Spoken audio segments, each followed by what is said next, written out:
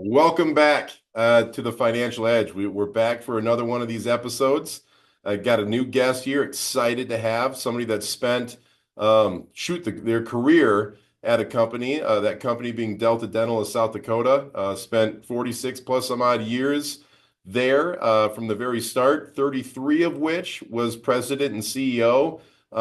Spends a lot of his time in philanthropy, helping out the community and serving others. Glad and happy and welcome to hear the story from Scott Jones as we kick this off for another episode. Scott Jones and we finally circumvented all the technological pieces that we had to get this message and this podcast going. We're finally here. Thank you, Scott, for coming in. I appreciate it and look forward to having this conversation. My pleasure. Yeah, so we're gonna start off with this though. So it was Sunday night. I'm walking into church choir practice, and I bump into the old wife, and I go, "Hey, are we gonna get Scott in on this podcast, or what's our thoughts here?" She's like, "Well, he's currently in a box out in Lambeau Field there, and obviously a Packers fan. Is that correct?" Yes. Yeah. Have you always been one? Well, we have actually, when I was a kid, I was a Colts fan, but when they snuck out of Baltimore, I kind of had to find something different. And for the last almost 30 years, the folks from Delta Dental of Wisconsin come to South Dakota hunting pheasants, and we go to Lambeau for a game every year. So Nice. it's really That's a been good a great trade-off. exchange. Yes. No doubt. Absolutely. Well, as a Vikings fan, when that game came on, my thought for this year was, how can we possibly have two losses at the end of this game for both Detroit and Green Bay? But somebody's got to win in some capacity. And when it's the NFC North, I don't like when anybody wins other than the Vikings. So Yeah. no, that had to Well, be go for it. you've suffered through a lot of pain over the years. You deserve to have that position. Yeah. No, it's we are where we are right now in this season. There's been times where we've been here before and we landslide our way into the rest of the season, and there's other ones where they surprise us. So I just hope for the best, and we go from there when it comes to Minnesota Vikings football. But that is what it is. There were also several guests from Delta Dental of Michigan. So they're all big Lions fans, Oh and wow. they've waited a long time to feel really good about their team. Yeah, I'll tell you what, that head coach, in the spirit and passion that he brings to the team is hard to argue. Um, but man, it's like I said, when it's in the NFC North, I'm just like, man, why can't it be us? Just give us a Yeah. shot for a change, right? And I got a lot of friends. A good buddy of mine is a big Packers fan, and he's like, well, we got titles. I'm like, well, give me 30 years of Hall of Fame quarterback play, and we'll probably scrounge out a Super Bowl at some point too. But that's neither here nor there. As you said, being a Vikings fan, you've got your ups and downs, and we've seen all of it within games. So Well, the rumor I'd heard was that the Vikings disliked the Packers so much they refused to win the Lombardi Trophy. that I've actually never heard that. So that's something I got to throw in the old quiver there to be able to pull out from time to time.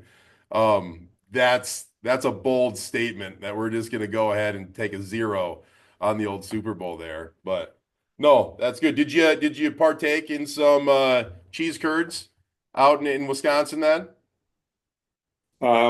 We were fortunate this time to be in a box for the first time, and considering it rained all day and especially hard in the second half, we sure were happy to be indoors versus looking out and seeing everyone else pretty soaked out there. Oh man, yeah, I can only imagine. I've told people many of times if I could go and experience a game, it'd be at Lambeau. And when I think about my house, so I'm a big Tar Heel basketball fan. My wife is a Duke Blue Devil fan. So we've got that turmoil in the household already. But I've told her, I go, if we could go to a game, I would go to a Duke game when they play North Carolina and experience Coach K and the court and everything and the whole 9 yards. Just give me the victory when we go and visit. No, no, that's good. Well, we'll get back into kind of the crux of this, but I love the conversations with that. And we're going to go back to the beginning, right? So we're employee number 3, I believe. Delta Dental, getting things in the mix. And I know it's years ago, was it 1977, something like that, kicking things off. How is it in the building process of a company where there's 3 heads getting this thing started? Well, it may make sense to even back up a little before that. Um, until the mid 50s, there was no such thing as dental insurance. The industry didn't exist. Most people had a lot of tooth decay. Most people know in advance whether they have good teeth or bad, and often specific work they may need. So the insurance industry had always kind of considered it pretty uninsurable. Sure, But on the West Coast, the International Longshoremen's Union and Pacific Maritime Association had money in a fund and they wanted to provide dental benefits. So they actually approached the dental societies in Washington, Oregon, and California to see if there was a solution. And those were the first 3 states where nonprofit dental service corporations were established. Washington Dental Service was the first in 1954. And as West Coast employers started buying dental plans, a lot of them had employees in other states and wanted to be able to provide the same benefits to all of their employees. And so each of the state dental societies were encouraged to start a nonprofit dental service right, corporation in their state. So in 1961, the South Dakota Dental Association went to the legislature with Model Act legislation that was passed sure. and came into law in July of 61. Delta Dental of South Dakota was incorporated in January of 63 under that enabling legislation. And then for years, nothing happened. And so in 1970, the company's name was changed to Delta Dental of Okay, South Dakota, but there still wasn't any business. The sure. company's now 8 years old, Yep. and some of the board members said, doesn't look like anybody in South Dakota wants dental insurance. Should we just quit? Right. Fortunately, Dr. Carmen Sutley, who was a dentist over in Fort Pierre and kind of a visionary ahead of his time, Sure. believed that someday Delta Dental was going to be a big deal. Wow. And a lot of people in Pierre will know Carmen Sutley as the guy who brought Monty Bechtold to town as Okay. a young associate. Right. Well, Carmen didn't want Delta Dental to go under, so he actually volunteered to become the executive vice president on a part-time basis and to try to keep the company going. Carmen was getting paid an annual salary of $4,000. And I think he spent most of that money traveling to states that already had Delta Dental companies or buying office equipment or supplies. I Right. don't think much of that $4,000 salary actually made it into Carmen's pocket, but he was passionate that someday Delta Dental was going to be important. Well, move forward another 5 years, and there's still virtually no business. The Yeah. company's losing money. Right. The Division of Insurance wants more reserves. And at that time, a faction of the board said, hey, it's been another 5 years. Are we ready to quit yet? Right. And others on the board said, No, I think we need to go all in on this and try to hire somebody on a full-time basis to make a go of this. Right. And it came down to one vote. Oh, And those who said, let's keep going, prevailed. yeah. Mike Shaw, who at the time was working at the South Dakota Education Association, Okay. was a public member on the board. Dr. Dick Schessler, a local dentist, was the chair of the board. And Mike contacted Dick and said, I think I'm interested in that Delta job. And of course, they were good friends. And so Dr. Schessler said, are you sure you want it, Mike? There's not much money. You've got a pretty good job with the SDA, but Mike was ready for a change. Yep. And so Delta did not have enough money to pay a full-time salary. So Mike also became the first executive director of the South Dakota Dental Association, and each organization paid half his salary. Right. So Mike was doing that for about a year and a half. And then one Saturday in March, he gave me a phone call and said, I'd like to buy you lunch Monday, tell you about our company. I think we could use a young guy like you. Yep. Well, I knew Mike's daughters. We'd gone to high school and to USD together, but I had no idea where Mike was working. I'd never heard of Delta Dental, but we had lunch on Monday. I started on Tuesday, and now it's been 47 and a half years later. Right. That's a wild start from the bare bones of having multiple board meetings where they're considering shutting the doors. And then, like you said, 47 and a half years later, you're in this position of being at the capacity that you guys are right now. I mean, when you had that meeting, I know obviously you mentioned you didn't know what they did. You kind of didn't know what it would entail. What were some of the fears that you had out the gate? Was it just the unknown?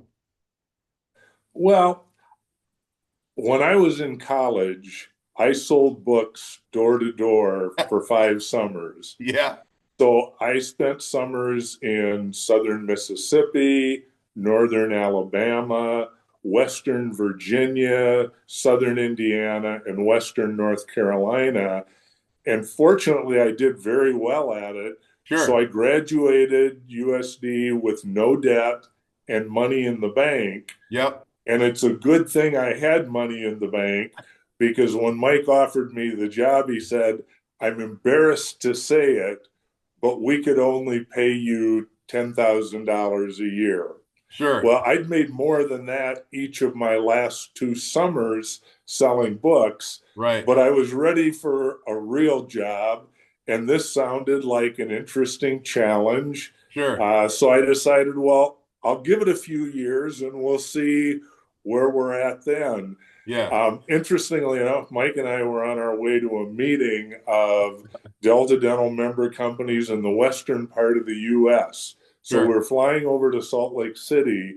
We stopped in Rapid City, and as we used to do in those days, got off the plane, walked around on the tarmac until they were ready to tell us to load up again. Yep. And I could tell Mike was a little edgy, and so I just kind of said, "Are you okay, Mike? You seem a little antsy." He said, "Well, I thought Sharon, our office manager, was making $10,000 a year, and when I told her to make out your check, it kind of hit the fan because she was the one who predated Mike. She's the only one who really knew the operations of the company. Sure. And here's somebody wet behind the ears who hasn't done anything." Well, because there were only 3 of us, I was hired primarily for sales, but I also had taken 6 hours of accounting at USD. Sure. Didn't like it, wasn't that good at it, but that was more than anybody else had. Yep. So I was also doing the company's books, and I knew from doing the books we couldn't afford to pay her 10,000. So I told Mike, well, why don't we just take mine down to 9,000 to create a little peace in the family, Yep. and we'll see whether we can make this thing work out in the long run. So I took a 10% pay cut my first month. The sacrifices you make, right? Yeah. For the longevity of that. I mean, that's I love hearing that. I mean, that's in a story of what we live in, it's those small sacrifices given enough time that become the most impactful of decisions that you will have ever made, right? And that's awesome to listen to, a real story of that. Well, and then as we started, I started calling on employers. I'd load up and go down to Sioux Falls, and because we didn't have much money, very often I'd crash on the couch of an old college Yep. buddy and buy a 12 pack whenever we were out of beer, Yeah. um, but otherwise live pretty cheap. Yeah. And I'm calling on employers about buying dental plans, and most of them have never even heard of it. They're Right. saying, "You mean like for your teeth? Have you guys got that?" I said, "Yeah, we do." We do. And unlike the days selling books, where on a good day I would sell to 10 to 15 families a day, when you move into employer benefits, it takes a lot longer, Yeah. especially for larger employees, because it has to be incorporated into annual budgets. It has to Yep. fit with what you're doing for pay and other benefits. If there's a union involved, Wow. negotiations are part of the picture. Right. And so I'm calling on a lot of employers, but it's taken quite a while for many of them to start signing up. Sure. And then all of a sudden, about a year and a half to 2 years after I started, a lot of those groups started coming around. We got Mid-Continent Broadcasting, Raven Industries, Sioux Valley Hospital, which is now Sanford Health, the Avera Health System, which then was the presentation system, Sure. Sioux Falls School District, Rapid City School District, Homestake Mining Company, and Right. the dominoes just started tipping over. And so as we grew, we started adding staff and reducing the number of hats Yep. that the original staff were wearing, which meant I could focus more on sales Sure. and less on the other stuff that was taking time away from that. Wow. That's fat. What? Let me ask you this: is there anything you can attribute the the no's that you received? Because I mean, and maybe it wasn't a direct no that you got, but it was not at the time, or does it's not fitting in our budget right now, or there's we got to talk to the budget and all that kind of stuff. Is there anything that you can attribute that adversity in that time frame before the dominoes started falling? I think early on, most people said, one, I didn't even know there was such a thing. Two, none of our employees are asking for it. And especially in a lot of the manufacturing sectors, they said, our workforce is more focused on their hourly pay rate than anything else. So the early adopters tended to be those that are more more leading employers. They're the ones that are thinking ahead, that take good care of their employees, that want to be an employer of choice, and Yep. said, it makes sense to me that if you take care of your teeth, you avoid a lot of the expensive problems down the road, and maybe we even keep people healthier. And Sure. it's something some of the employers who are competing for the same folks we're trying to hire don't have. Right. And so as we gained more and more momentum, when it kind of started going by industry, when Yeah. we got Sioux Valley Hospital and the presentation health system, well, that started putting a little more pressure on the other health systems. And so Yeah. before long, we got Prairie Lakes in Watertown, and we got the Brookings Hospital and the Huron Hospital. And so the same thing happened. We started the first school districts we ever had were Midland and Iroquois. Right. Gee. But from there, we got Sioux Falls and Rapid City. Yeah. And then the others started falling. Before long, we had all of the ESD schools. And so I kind of followed the hot trail. And when that started drying up, start looking for what's the next hot trail. Yeah. Yeah. So, and I just assume here is most of this just windshield time that you're traveling to each of these locations to try to carve out a meeting with them or a lunch or whatever it might be? Yes, a lot of Okay. windshield time, a lot of time spent looking through the largest employers by community, Yep. trying to do a little bit of research on who's the CEO, who's the HR director, are there connected industries that maybe can help us get in the door, and Yep.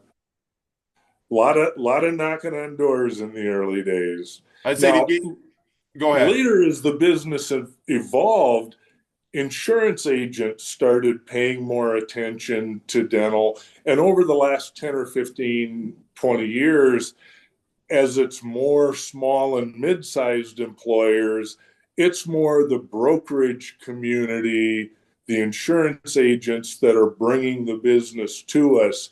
But in the early days, it was a lot of calling on the employers directly, because in those days, a lot of the medical insurance rate increases were running 20% a year, and a lot of the insurance agents were really concerned about whether they could even get their medical renewal through, and were pretty convinced that nobody was going to want to spend more than that. Right. And so, that's where I put my old book selling years to work, Absolutely. trying to persuade people that it was a good investment and that it was going to work in the long run.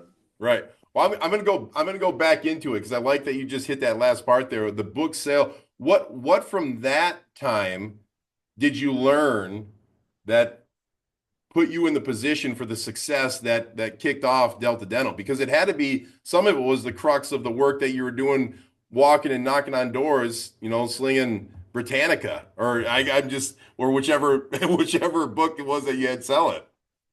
Yeah, I think one of the things you learn is it's the law of averages. Yeah. You've got to put the work in, you've got to make the calls. If you put in enough calls, you'll find the people that are willing to buy. Yep. Second thing is, don't take no's personally. Yeah. You don't know what the whole story is behind their decision to not buy. It may be that this just isn't a good time for them. Something else is happening in their business. And Right. so rather than burning any bridges, try to treat people well, be understanding, say, well, maybe down the road we'll be able to find a time where it does work for Yeah. you. And I think the other thing I learned in selling books is there's no real bad territory. They're just different territories. And so your job is to not make excuses. Yeah. It's to go out there and figure out a way to make it work. Yes. No, without a doubt. That's there's no replacement to hard work, right? And just showing up and doing it. That's in a lot of cases it's the easiest of things because you just have to do it, but at the other part is it's one of the most difficult things is just always showing up. Always showing up and being available. Well, and then I think the other thing is you have to do a really good job taking care of existing customers so that they become your endorsers and promoters. Um, I think your reputation is either your greatest ally or over time your worst enemy. Right. Because if you're taking good care of your customers and if you're doing the right thing at every opportunity, your reputation is going to be a tailwind in your favor. Without a doubt. Whereas if you're not taking care of customers, if you're trying to squeeze the most you can out of every customer exchange, eventually that behavior is going to become a headwind, Yep. and it's going to delay or maybe even put an end to any future success. Oh, without a doubt. I got this, and you can't really read it, this little gray thing, and I got it set up, but it's this corporate prayer that we've got, and at the very bottom, it's always do the right thing. Always do the right thing, right? And another part that I had our old CEO that was at Investment Centers of America, and said, this is a noble business. Do this, do it right for the people that you have or that you're building these relationships with, and the rest will kind of take care of it as long as you work hard, as long as you continue to do those things and have the right mindset. And the fiduciary word is the word that we use in our industry of doing what's best for the client versus what might be impactful for what we're doing. Put them first, and then, like you said, that becomes a tailwind for all those pieces. So we Yep. we got the sales of the books. Delta Dental's starting to take off. You get into the years, and then they go, "Hey, we're going to give this young salesman the job of CEO and president," right? And I read this, and I don't know if it was an article that you mentioned or whatever it was, but it said the average CEO president was somewhere between 7 and 10 years. You end up running for 33 some odd years. Is there anything that you can attribute that type of success for, of being ahead of this great organization and company that's now built, and you've been kind of at the head front of it? Well, first of all, I can't give Carmen Sutley and Mike Shaw enough credit for keeping the company alive. Yeah. By the time Mike decided to retire at the end of 1989, we'd grown from when I started my first year at Delta Dental, we had revenues of $700,000 and operating loss, and our liabilities exceeded our assets. Yeah, yeah. By the time I got to 1989, we were doing $8 million worth of business. We were operating in the black. We had a little bit of money in reserve. And so when Mike handed it off to me, it was a going concern. Right. And so I give them all the credit in the world, because it really would have been pretty easy for them, for there have not to have been a Delta Dental for Right. me to step into and run.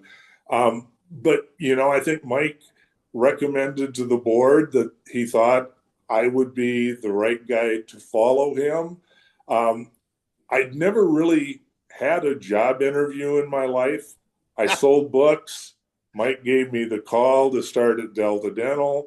And the closest thing I had to a job interview is a year before Mike retired, the board members kind of went around and took turns asking me questions about how I would handle things or what I saw the future. And when they were done going around the horn a couple times, they said, "Yeah, I think you'll do." And so I kind of became the CEO designate. Sure. Mike was serving in the South Dakota legislature at the time. So he was gone for pretty good chunks of the time, kind of enabled me to get my feet wet before I officially took over. And then when he retired at the end of 89, I took over as CEO.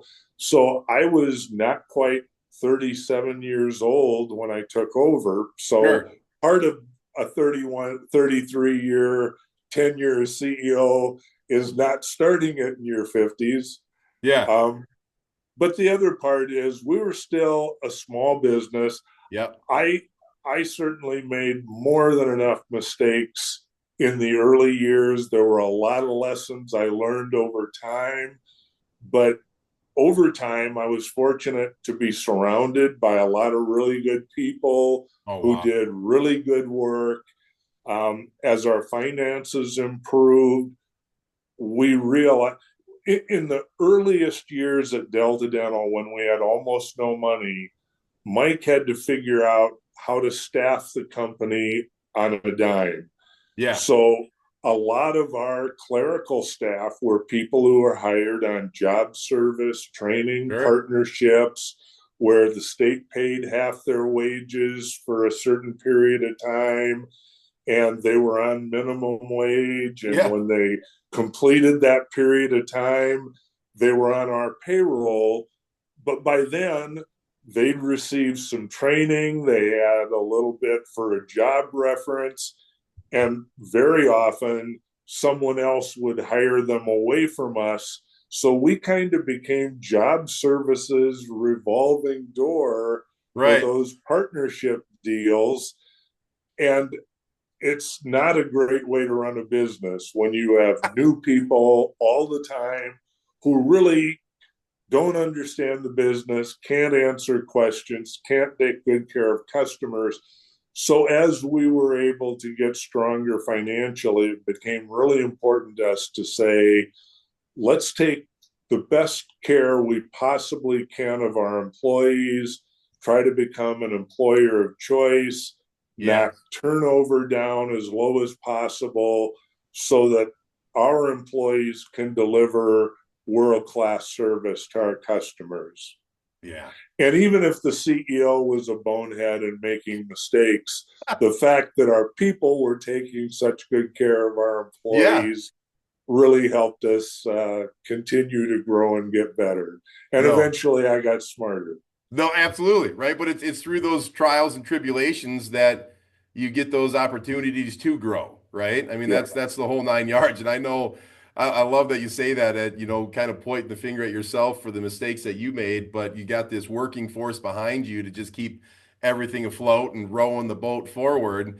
Um, both Brad and Bob with our gals up front. I mean, we say it all the time. They're the working horses of this whole nine yards. I mean, they're the ones that are picking up the phones if we're not available or we're in a meeting or whatever it might be, or we're on the road, in Northwest South Dakota where there's no connection. They're on the forefront getting the rest of it taken care of. And there's nothing like having great service and great relationships with the people that you have around with that mentality that everybody's here to take care of the people across the table, whether it's, dealing with the mouth or financials or whatever it might be. That relationship is just a big part of everything. Yeah. And I think the other part that really helped solidify our team is Delta Dental is a nonprofit company, and our missions to improve oral health in South Dakota. Yep. And we do that primarily through dental benefit plans that we sell to employers or that we administer for governmental entities that knock down the cost of care, that help people get in on a regular basis, take good care of their mouth versus waiting until there's a toothache and a problem. But the other thing is we got stronger financially that I think really helped create a lot of team spirit Sure. was when we started giving back. Once we started developing resources beyond what we needed to satisfy the Division of Insurance, we put it into things like loan repayment programs for young dentists to encourage them to Yeah. treat Medicaid and low income patients, a mobile dental program to get care out to low income kids across the state. And over the 20 years we've had trucks out in the field taking care of kids, Yeah. we've now taken care of 55,000 kids over that period of time. And a lot of those kids are now in the workforce. Right. So they're working for employers that have Delta dental plans. Benefits. Yep. And because we took care of them and helped them get off to a better start with their oral health, they're now costing their employers less money Yeah. than if they'd have come with a mouthful of accumulated dental problems. Yeah. The capitulation of all that, right? I mean, it's those little things stacked on stacked on stacked that get those victories, and you're seeing those benefits pay off years in advance. That's tremendous. As a CEO, are there any, guiding principles that you kind of always stuck with? I know you kind of mentioned mistakes and obviously you had a team behind you, but was there anything or in a book or a person that kind of, this is how I'd like to be seen as the head of this company with the people that I'm working with and the community that I'm involved? Well, I was very fortunate. One of the nice things about being the CEO of a Delta Dental member company is we're on the Delta Dental board of directors, the national board of directors, which is made up of the CEOs of all of the Delta Dental member companies. Sure. And so I go to Delta Dental board meetings, and there are 30 colleagues doing the same thing I'm doing in their territories. So it was a fabulous place to learn from others, to bounce ideas, to see things that are working in other places, to get inspiration, Sure.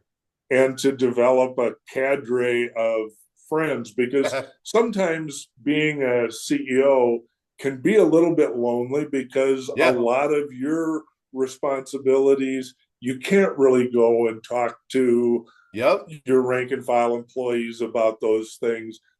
But a peer that's got similar situation happening in their territory very often can help you make better decisions than if you were on your own. So I was blessed over the years to develop a lot of relationships with other CEOs who became mentors, Yep. friends, colleagues. Yeah. Uh, and that was one of the real blessings of stepping into my role at a young age, is watching my more seasoned colleagues Yep. navigate their way and learn from them. I think the other thing that was an important principle for us was keeping staff and board and even our customers locked into our mission, Right. which is improving oral health. If all of our decisions are made through the lens of, is this something that's going to improve oral health and fulfill our mission or not? Right. And it makes it a whole lot easier to make the right decisions when you keep your organization's mission front and center. Right. Right. Also Quiets the gives it noise. also gives people that are in finance or people that are claims auditors or people that are in the call center a richer experience because they know the work they do enables our company to be successful in ways that allow us to have trucks out taking care of kids or to be working with physicians on the importance of fluoride varnish for young kids and helping kids get off to a good start.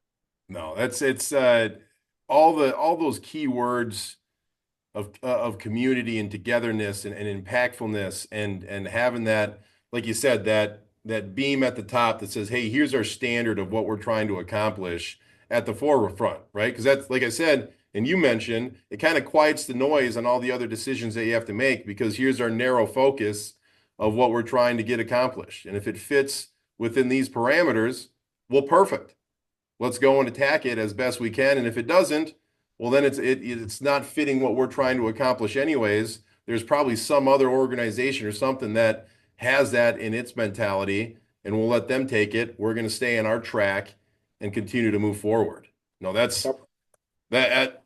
I just love hearing that kind of stuff because it reminds, of what we're trying to get done for ourselves here with our organization. And then, with me as a coach, when I work with a bunch of young kids that are walking through the process of football and the ups and downs of that, a lot of the words and the disciplines and consistencies and those types of things don't change from where success really is brought in. It's doing the little things right all the time, sticking to it, trusting in others, and being available to be a sponge from the others that have more experience from you instead of just being hard-headed and going, no, I know what I'm supposed to do in this situation.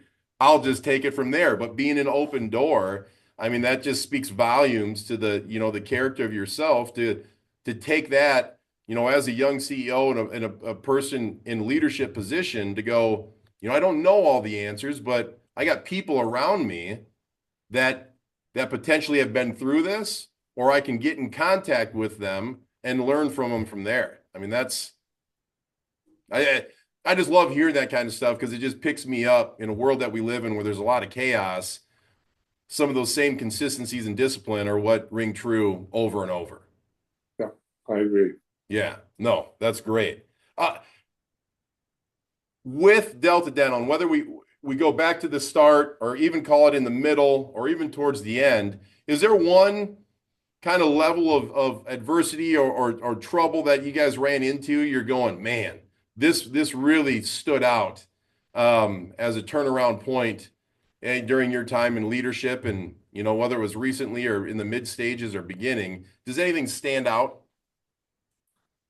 Well, I'll put two different things out. One, um, one wasn't really one that we had to do anything special to work through, but I was talking about how in the early days, how fragile we were financially. Sure. Well, by 1980, we'd started growing the business a little bit. We'd started moving into the black. And then, I don't know, you'd have had to dig through your history books to know this. But in 1980, the Hunt brothers tried to corner the silver market. Okay. And so they went out and bought billions of dollars of silver and Sure. silver futures, and the price of silver went from like $6 to $50. Right. And silver is used in dental fillings, Yep. radiographs. And so as the price of silver shot up, so did the cost of those materials to dental offices. They raised their fees accordingly. Well, when we write a new group, we give them a 2-year rate guarantee Sure. and then do a renewal rate based on their claims experience. So a lot of those groups that we'd written in 78, 79, and 80, we hadn't anticipated Yeah.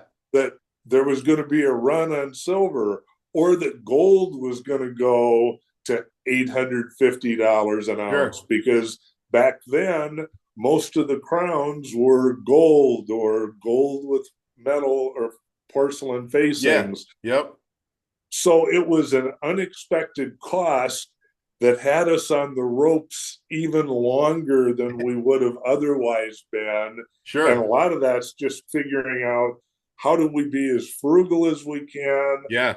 How do we make the best case with these groups when the renewal comes around of Right. what's happened and how it's affected their renewal rate in a Yep. way that, one, we couldn't have anticipated, and two, we don't think is going to happen again. Uh, but the second point I would bring up that was really more an ongoing challenge was that in 1996, the South Dakota Medicaid program was awarded to Delta Dental. Okay.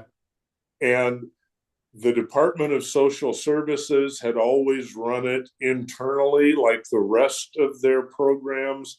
But what they were finding was that dentistry was a lot different. On the medical side, if you can get Sanford, Avera, and Monument Health to agree to something, you're 90+% of the way there. Yeah, without a doubt. Dental offices are independent cottage businesses that in a lot of ways are kind of like herding cats. Right. And what the state was finding is that between low reimbursement for Medicaid services and the challenges of low income patients, whether it be childcare, whether it be transportation.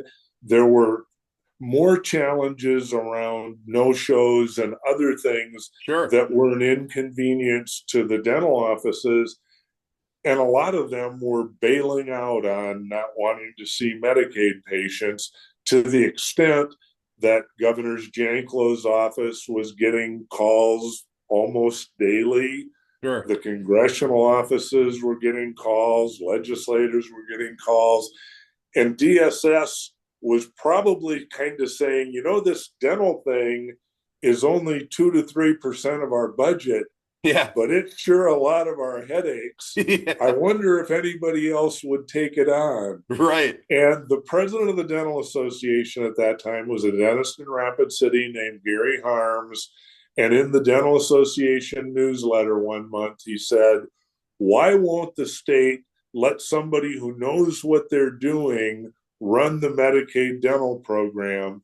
And Dave Christensen, who was running the Medicaid program at the time, contacted Trudy Feegum, the executive director of the Dental Association, and said, hey, we are open to the idea of contracting that out. Yep. And Delta Dental put in a bid. We took it over. So now it meant that we were responsible for trying to improve access to being the place that people called Wow. if they were having a hard time getting an appointment.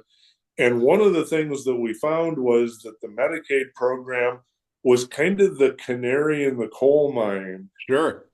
because what we found was that South Dakota only had about 300 dentists, which meant we were right down with Mississippi and Arkansas for the lowest percentage of dentists to population in the country. Wow. So dental offices were stretched. Yeah. We also had half of the dentists in the state that were 50 and above and moving rapidly toward retirement. And it looked like it might get worse before it got better. Sure. And so right away, we started working with the Department of Social Services. We started working with the governor's office and the Dental Association. Unfortunately, the state's personal property tax had recently been eliminated. Governor Rounds inherited a structural deficit in his budget, and there wasn't much the state could do. And so it was primarily Delta Dental working with the Dental Association and Right. individual dentists to encourage bright young kids to consider dental careers and then to consider returning to South Dakota Sure. to spend their careers, that eventually turned the tide. And over the last 28 years, we've gone from 300 dentists to 480 dentists. So, roughly a 60% Right. increase in the number of dentists, which is a much bigger increase than our population growth over that period of time. But Medicaid and trying to assure as much access as possible has been a big lift over the Oh, whole 28 years that we've had that program. But it aligns with our mission. And it yeah. back at the time we were putting a bid in, some of our board members were concerned that Medicaid doesn't reimburse well. There are some warts to the program. Is it going to give us a bad reputation? But when we put back that lens of what's our Right. mission, it's to improve oral health. And do we think we can do a better job administering the Medicaid dental program than the state or than anybody else? And if the answer is yes, then we need to do it Right. and do it to the best of our ability. No, I'm sure there was an elephant in a room in some capacity of what that was going to look like. But hey, the best way to eat an elephant is one bite at a time, right? Well, I've used that line a lot.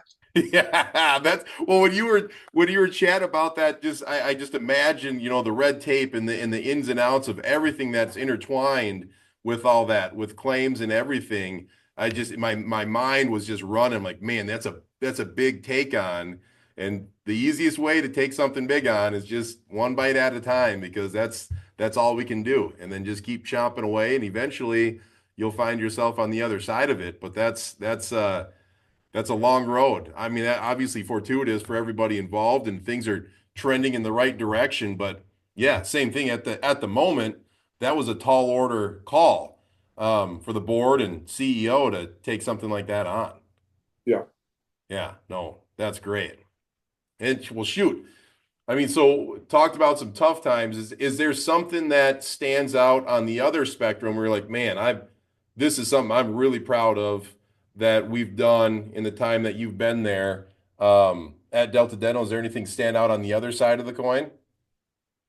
Well, shortly after we got the Medicaid dental program, it became clear that we're going to need more resources to Sure. start addressing the challenges. Yeah, And so in late 96, early 1997, we created the Delta Dental of South Dakota Foundation sure. as a 501c3 charity that supports our 501c4 mission of Yeah, improving oral health. And so that's the program that includes our mobile dental program, yeah, our loan repayment, the things that we've done.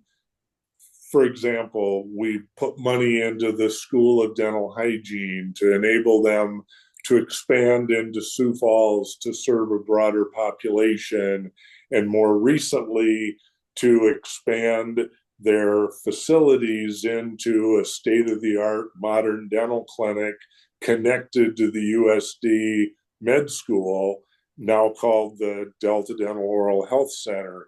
And we've been able to put money into the dental assisting programs and into educating the public and the profession and allied medical folks on the connections between oral health and overall health. So I think probably the $50 million plus that the mother company has been able to put into the foundation to support these right. programs that improve oral health for all South Dakotans, not just the people that have our insurance, Yep. has been something that I feel really good about. I think another thing has been the way the company has encouraged employees to be involved in their community and in giving back and in trying to make a difference. If you develop a culture of giving back, I think it really does help to attract the right kind of people and keep the right kind of people to run a great business. No, without a doubt. I tell people all the time, servant leadership is a key component. My coach Bob Young always talked about it at USF. You got to keep giving back. I mean, that's where it's all about is just finding opportunities to give to others that whether they're less unfortunate or even more fortunate, but just being available to all that really turns the corner. Like you said, that giving back really sends out that aura, and that aura brings in more people that attract that.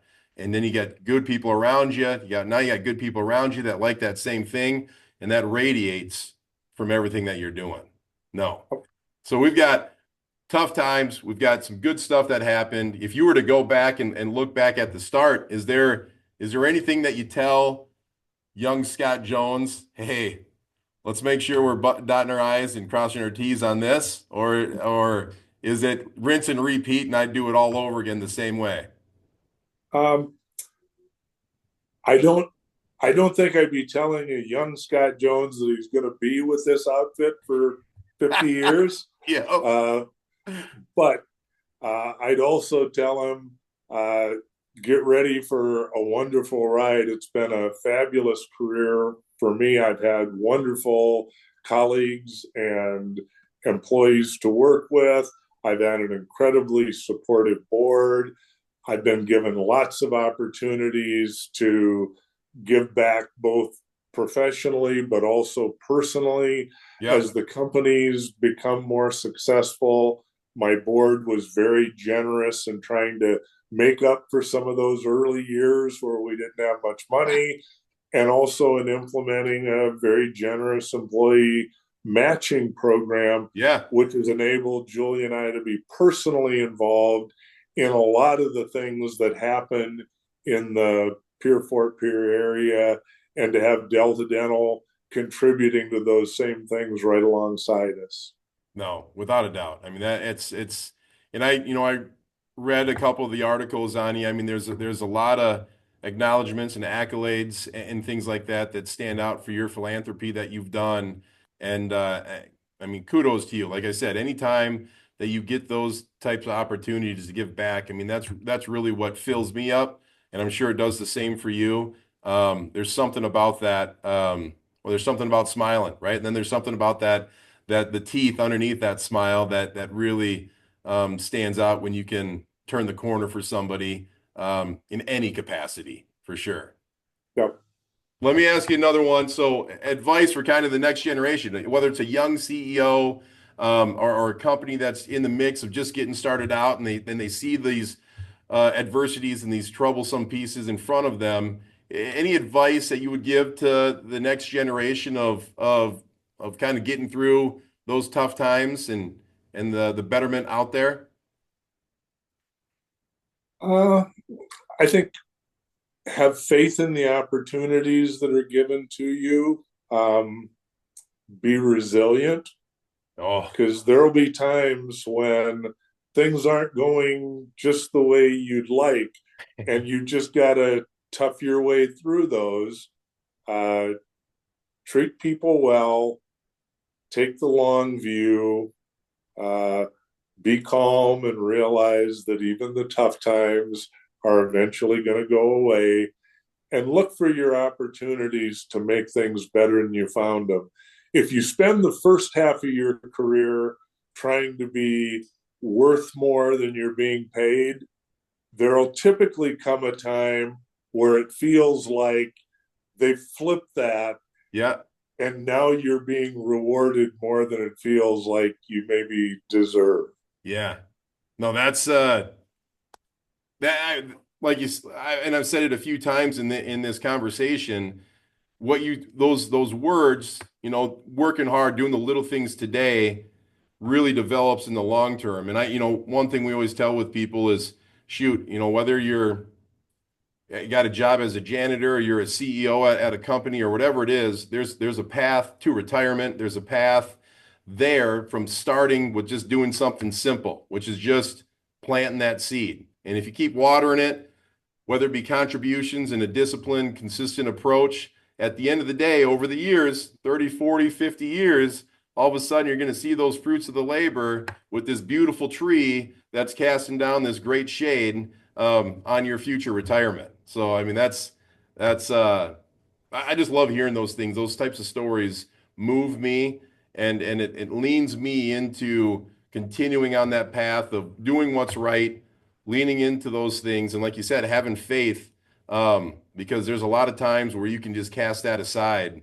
and say, I'm done with it. I got to do something new. It's something different because this isn't working for me anymore. And but having faith in those right types of things, that's the journey. That's the journey. No, And no. it's a good one. Absolutely, right? I mean, we'll take it. And that's with each one of the dark days is, it's what do they say? It's darkest before the light. And I think it's in those dark moments where if you can stay grounded, you can go back to your principles, go back to the basics and continue to work on those path pieces. You're going to find your way to the light. It's just the nothing's ever easy in life, but at the same time, if it was easy, I don't think people would be willing to sacrifice all those things for the rewards that you get. I think that's part of it too, is the tough part.